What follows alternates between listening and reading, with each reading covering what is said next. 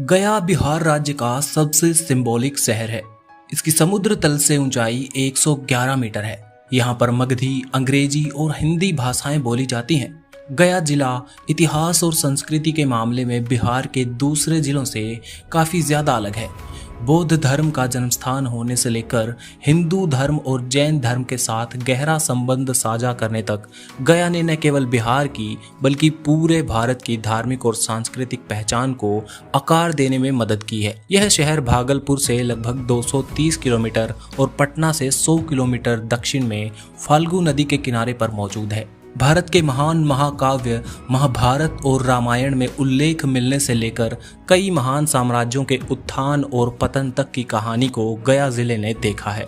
भारत के महान प्राचीन साम्राज्य शिशुनाग वंश, नंद वंश, मगध साम्राज्य, पाल साम्राज्य और मौर्य साम्राज्य ने गया को हजारों वर्षों तक अपना गढ़ बनाया था। उसके बाद मध्ययुगीन काल के दौरान मुस्लिम राजवंशों समेत कई राजवंशों ने गया पर शासन किया।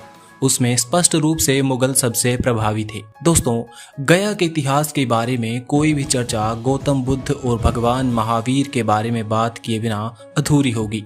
भगवान महावीर और गौतम बुद्ध प्राचीन भारत के दो सबसे बड़े दार्शनिक रहे हैं। जब मगध साम्राज्य के राजा बिंबिसार गया के क्षेत्र के राजा थे, तब दोनों ने कई महत्वपूर्ण धार्मिक प्रथाओं का प्रदर्शन किया और महत्वपूर्ण ग्रंथ लिखे। गया वास्तव में बौद्ध धर्म का जन्म स्थान है, जो आज विश्व का तीसरा सबसे बड़ा धर्म बन चुका है। गौतम बुद्ध ने गया में ही आत्मिक ज्ञान हासिल किया था और उसके बाद ही बौद्ध मत का जन्म और विस्तार हुआ था। भौगोलिक रूप से गया शहर लगभग 50.17 वर्ग किलोमीटर के क्षेत्र में फैला हुआ है। जिले के ग्रामीण और शहरी इलाकों को मिलाया जाए तो कुल क्षेत्रफल 4,976 वर्ग किलोमीटर है। यह पूर्व में नवादा जिले, पश्चिम में औरंगाबाद, उत्तर में जहानाबाद जिला और दक्षिण में झारखंड के चतरा जिले से घिरा हुआ है। फाल्गु नदी जिले की मुख्य नदी है और सिंचाई परियोजनाओं, पीने का पानी और बड़ी जरूरतों के लिए जल की आपूर्ति इस नदी के द्वारा की जाती है। जहाँ तक खनिजों की बात है तो यहाँ पाए जाने वाला खनिज पत्थर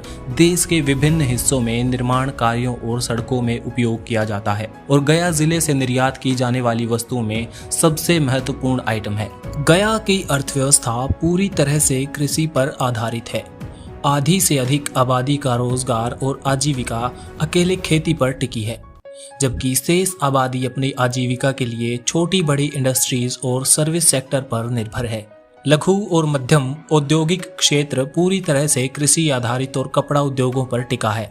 लेदर और केमिकल इंडस्ट्रीज भी गया में लोगों को रोजगार देती हैं। जहां तक सर्विस सेक्टर की बात है तो ये पूरी तरह से बैंकिंग, हॉस्पिटैलिटी और अनरेगुलेटेड रिटेल पर टिका है। गया का रेलवे स्टेशन इस शहर के लोगों के लिए ट्रांसपोर्टेशन का मुख्य जरिया है। यह जिले का मुख्य रेलवे स्टेशन है और गया को भारत के लगभग सभी महत्वपूर्ण शहरों से जोड़ता है। इसके अलावा गया में एक डोमेस्टिक एयरपोर्ट भी है, जो बोध गया मंदिर से लगभग 5 से 6 किलोमीटर की दूरी पर मौजूद है। ये एयरपोर्ट गया जिले को देश की राजधानी के साथ साथ मशहूर टूरिस्ट डेस्टिनेशंस और महत्वपूर्ण शहरों महानगरों से जोड़ता है। गया में ऑटो रिक्शा गया का सबसे लोकप्रिय ट्रांसपोर्ट है। धार्मिक स्थलों की बात करें तो गया एक कमाल की जगह है। हमारे देश के कुछ सबसे प्रमुख मंदिर और पवित्र स्थल बोध गया में मौजूद हैं, जो गया से बहुत दूर नहीं है।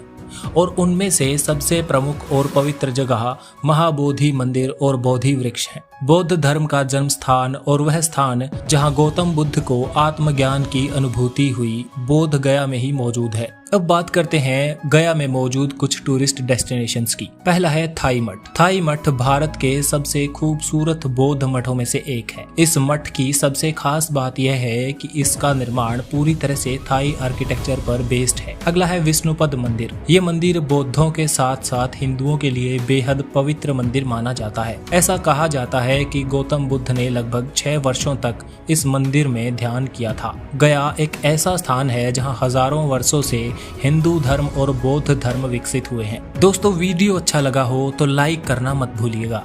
एक्सप्लोर वाईआरएस को सब्सक्राइब जरूर करना, क्योंकि अगला वीडियो हो सकता है आपके शहर के बारे में हो। अगर आप गया से हैं या गया से इस वीडियो को देख रहे हैं तो आपका बहुत बहुत धन्यवाद।